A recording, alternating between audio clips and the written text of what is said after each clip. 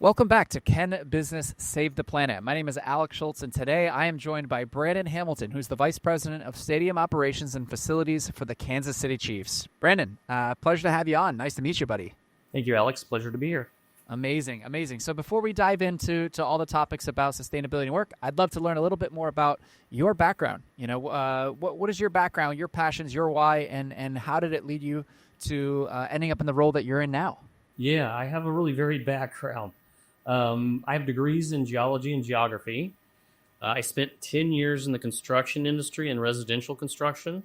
Okay. Then I got into commercial construction, which led me to be the owner's rep for renovation at Arrowhead Stadium. And then in 2010, the Chiefs hired me to be their director of facilities. And, that was all in the history books now, but it's been great. I've been here, this is my 15th season, 14 full years.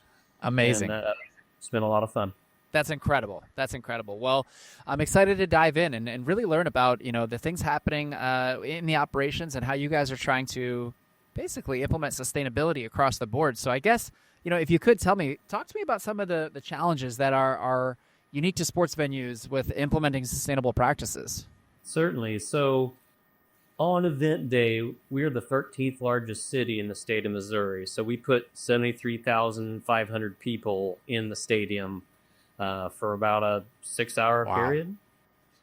And as you can imagine, we consume a lot of energy and we produce a lot of waste.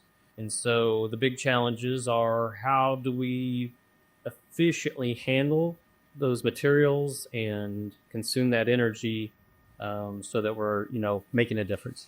Got it. Understandable. Okay. And can you tell me about some of the eco-friendly initiatives at the Arrowhead Stadium that you guys currently have implemented? Yeah, so we started our program in 2011, and we call it the Extra Yard for the Environment program. And we actually have a committee that helps us work on initiatives, prioritize, and decide what our goals are for the year.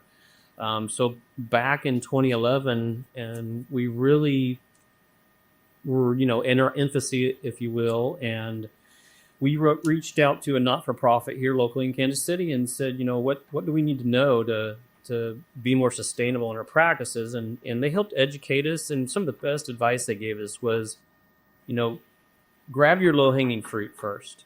See what makes the most sense, what's the easiest, has little or no cost to it, and build from there. And that's exactly what we did. And so over the years, we started really in waste diversion. And then we went into energy efficiencies, and we have a building management system that we've written several operating procedures for that have helped us in those energy efficiencies.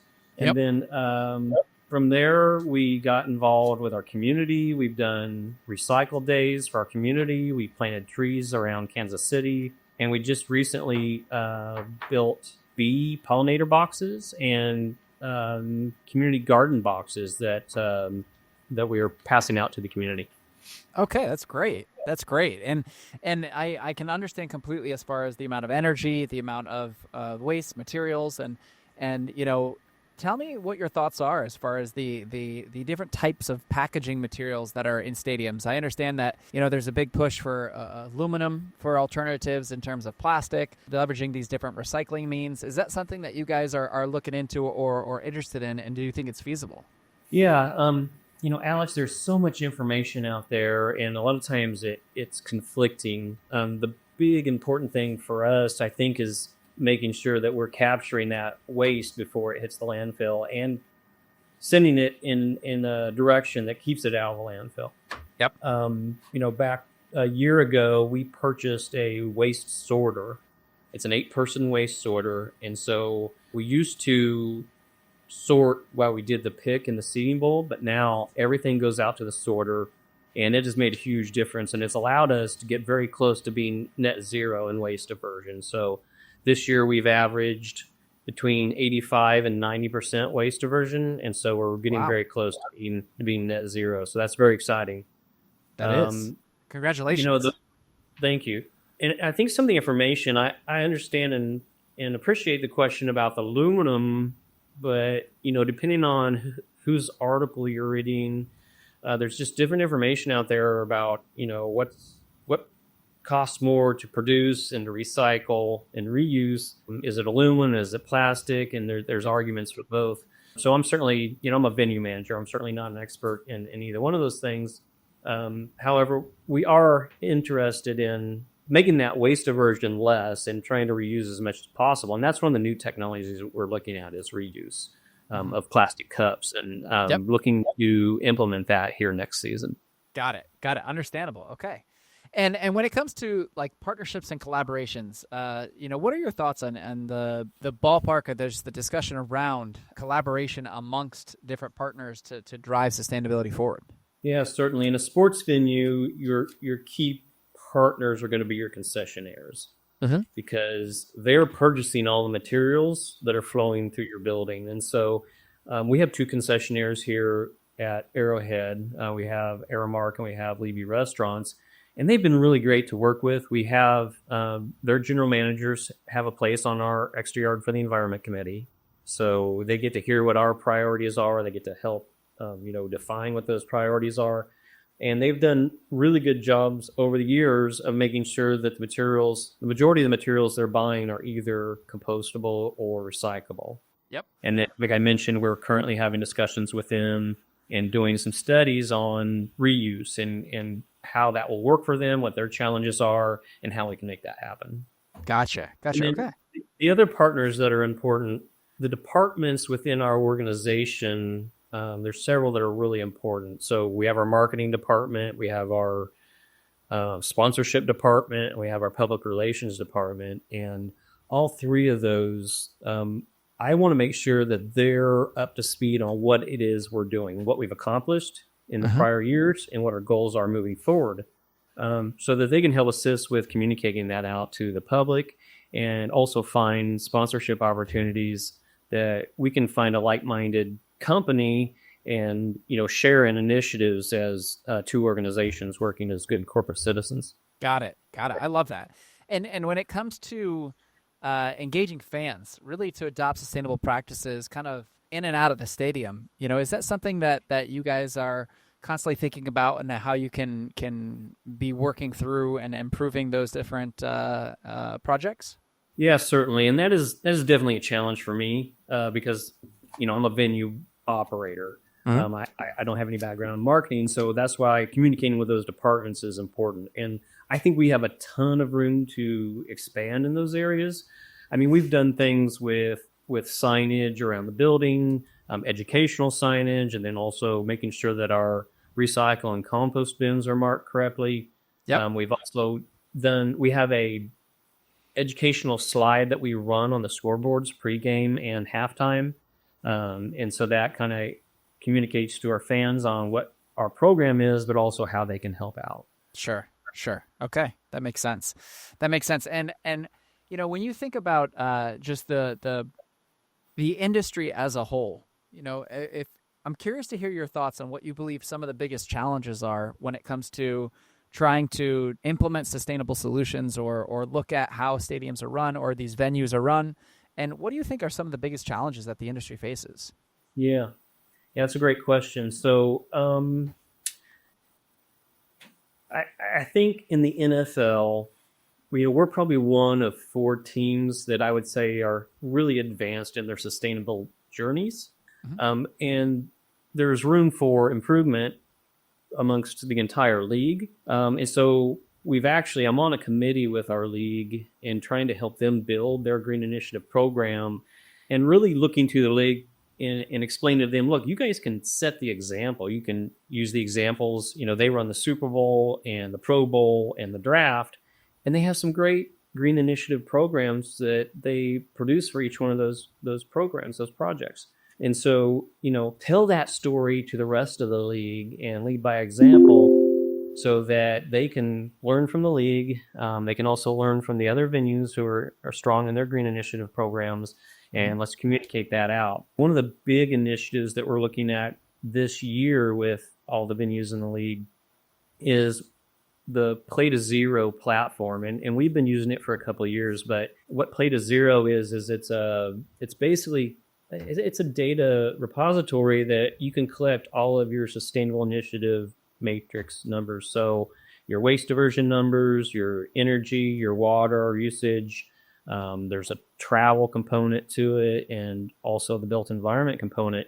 And, if you don't measure where you're at, it's hard to make improvements. So it's very important to capture those key data points and start to see where you're at, so we can make strides here, and here's where other locations that we may have areas to improve upon. So that's a big initiative with the league, and I think even bigger than that, if you will, I would love to see all the sports leagues build a coalition and set standards for the sports industry in sustainability, so that we're using some of the same communication points to our fans, and we're using some of the same standards to work from. So it'd just be more cohesive in that aspect. So more collaboration in the space, you think, will help drive everything forward and will help people kind of push their efforts forward in a much more significant way. Absolutely. Got it. Okay. Understandable. And, I think that I'm curious, when you think about balancing just the operational needs versus the environmental goals, this is a topic that we talk to a lot of brands about. Is, it comes down to cost. It comes down to the ability to implement these things. And I'm curious to hear your thoughts on some of the challenges that you guys have faced when you're looking at trying to do various different things to help run a more sustainable venue, but at times it's cost prohibitive. And what are some of those challenges that you guys are facing? Cost is a definite factor that you have to consider. I mean, being in facilities operations, everything we look at has to deal with cost, right? Everything's a cost evaluation and a risk evaluation. And even here in the Midwest, a lot of times the general thought process is, okay, does this make financial sense? And we try as businesses to make those decisions because they make financial sense. I have been blessed in this position to make decisions because it's the right thing to do. Yep. And, we plan ahead, and we work into our budgets these initiatives so that we can make a difference, and we can see strides where we may not have seen them before. And so that's helped immensely. The other thing that, away from the, aside of the financial aspect, the other challenge that we've had over the years is really having the right personnel in the right position to, someone who's passionate about sustainability. Our post clean has been very important to us. But there's been occasions where I've had a manager who maybe wasn't as passionate as what I am about it, and things tend to slip through the cracks. Currently, I have Garrett Whitmire, who's our stadium site manager, and Jared Gralock, who is our recycling supervisor, and they are great. And we have made more strides in the last several years with these two individuals because they're passionate about it, and they listen to the big picture items that I present to them, and they get in the details, and they really created a great program. That's amazing. So personnel, very important. I was going to say, so having that support absolutely is crucial, and the buy-in on the vision and the overall direction you guys want to go in. So that's great news. With the emerging technologies that you guys are seeing, you mentioned I believe the sorting line or the sorting machine for the waste. What other type of technology is kind of coming out in this space that's helping to cut down on waste or cut down on electricity usage? I mean, I'm curious to hear about other kind of innovation or tech that you're seeing. Yeah, there's a few things. There's some things that I think are nice to haves and would be fun, and there's other items that I think are really game changers. Some of the fun items to have. There's some technology out there where you can educate your fans by putting basically a monitor on top of your waste receptacles, and it has a camera system in it that identifies for the fan what the item is, and is it compostable, is it recyclable, or is it reuse? Yeah. So there's things like that. Now, are they cost effective? I'm not sure yet, but they're fun, and they're interesting, and they're educational, right? So there could be sponsorship opportunities that could be considered. On the building management side, we're a little bit older building with the renovation from 2010, but electrical panels now, it's really easy to put built-in electrical meters in each one of your electrical panels. And so in your building management system, what that does is it really gives you a lot of data to see how you're running the building and where your hot spots are in energy usage. And having that type of data in today's technology, then, you can utilize that to really formulate plans to create efficiencies. And so I'm really excited about that, and hope that I have an opportunity to utilize that one day. That's exciting. That is exciting. And then I mentioned the reuse cup, it's relatively new to the sports industry. The KC Current, which is the women's soccer league team that was new here in Kansas City, they just built a stadium this past year. They are the first sports venue in Kansas City to use a reuse cup, and that really, sparked our attention. And so we're looking at that, and we also have worked very closely, and this is some encouragement for others out there to do the same. We work very closely with what is called the Mid-America Regional Council. They're tied in with our Missouri Department of Resources, and they had grants available. And so we've applied over multiple years for various grants and have been successful in getting those grants. And it's a cost share. I mean, it's probably 80% grant, and the client pays about 20%. But this past year, we received the grant and we installed 2 biodigesters, one at a large one at the stadium, and then another one at the training facility. And so they're specifically for the large kitchens. We have a cafe at the training facility, and we have 2 large kitchens at the stadium. And so that food waste is captured and it goes directly into that biodigester. And then, it does its thing in about 7 to 10 days. It spits out compost on the other end of it. So it's pretty cool. All right. I like to hear that. So there are some unique things that are out there. Definitely. Got it. And, I think the education topic is very important. Like you mentioned, the potential garbage cans or recycling bins that might have some camera, AI powered, classification tool. It does a good job. Like you said, it might be way more cost prohibitive than rolling them out everywhere. But from an education perspective, it is very powerful. And those are things that can be leveraged as tools to help educate people on the waste and on these different things that are happening. So that is very unique in that sense. It is. Yeah.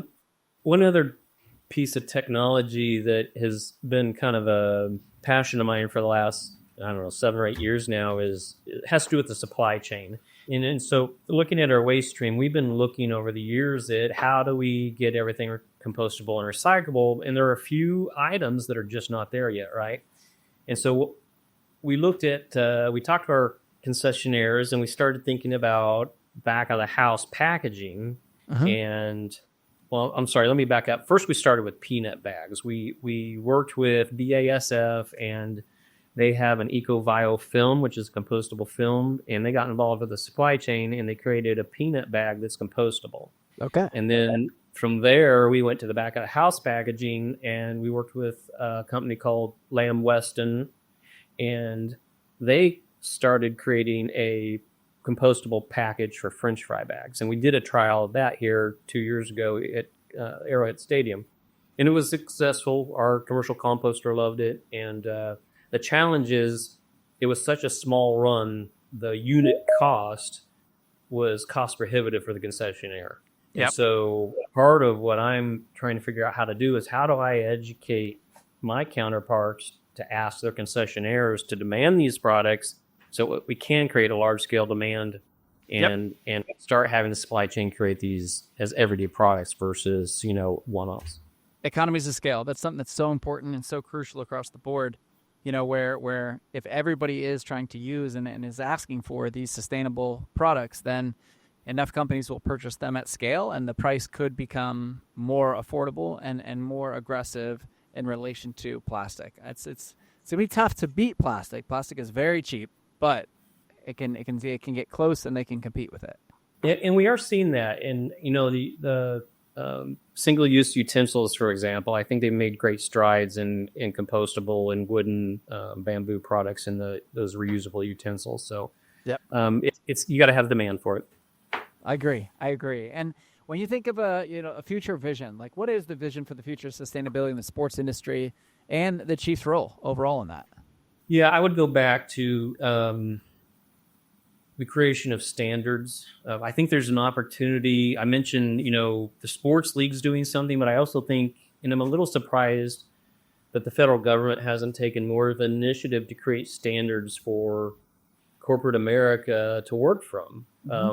If you look across the nation, the East Coast and the West Coast both have regulations that corporate America is responding to in those regions. But here in the Midwest, I live in the state of Missouri. We have zero energy regulations.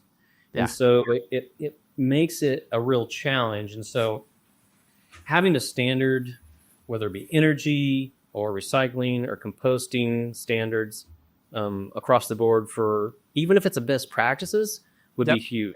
But bringing all those different industries together to help come up with those standards, we need somebody large like the federal government to help out with that. Understandable. Okay. And any other things, if you had one tip for someone in the space trying to implement some form of sustainability into their operations, what would be a piece of advice that you would have for the average listener out there? Yeah. Educating yourself is key, and you can do that by networking. I'm a member of the Green Sports Alliance. I'm on the board of directors there. They have an annual conference, and that summit is one of my favorite places to network. It's great to meet people who are my venue counterparts, and we can talk shop and compare notes. It's also great to meet vendors who have new technology, new products, and then imagine and discuss about how that could be incorporated into your operation and benefit yourself there. The other piece of advice that I mentioned earlier is really, prioritize, list and prioritize what your initiatives are, but then go for that low-hanging fruit first. Yeah. And it's a slow grind, but you can, if you're diligent and you build on those processes every year, you'll be surprised over the years how much effort and work you'll get done. Love it. I love it. Well, listeners, as you just heard, this is a small steps, but you can have a large impact. And I think that it all depends on really what can be done with the price you have available, the resources, as Brandon mentioned, the team that you have available, and that's a big component to it. And Brandon, this has been great having you on here. I really appreciate you. If somebody wanted to learn more or potentially get involved, what's the best place that they can go to learn more? I would suggest going to the Green Sports Alliance's website and look for under their resources, look for their playbooks. Okay. They have close to 20 playbooks, which are excellent resources, and they cover topics such as water, energy, reuse, recycling, circularity, things of that nature. And if you're starting out and you want some direction, that's the place to go. Love it. I appreciate it. Well, if everyone is enjoying this podcast, please don't forget to like, subscribe, leave us a comment. Let us know what you want us to dig into. Any other questions, any other topics that we'd like to review in terms of sustainability. Brandon, it was a pleasure meeting you. Thank you very much for coming on.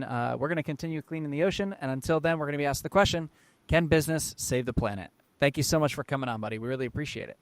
Thank you, Alex. I had a good time. Awesome. All right. That was an awesome conversation. Thank you so much to Brandon and the entire Kansas City Chiefs. That was awesome to learn about the stadium operations. I mean, I think at the end of the day, it's kind of hard thinking about how much waste, electricity, and just different resources are being utilized for an event holding 70, 80,000 people. So that's incredible. It's exciting to hear about all the things that they're doing to drive sustainability forward. Keep up the great work, guys. And thank you guys for listening. If you have any questions, comments, concerns, let us know. And don't forget to subscribe. We'll see you on the next episode, guys. Cheers.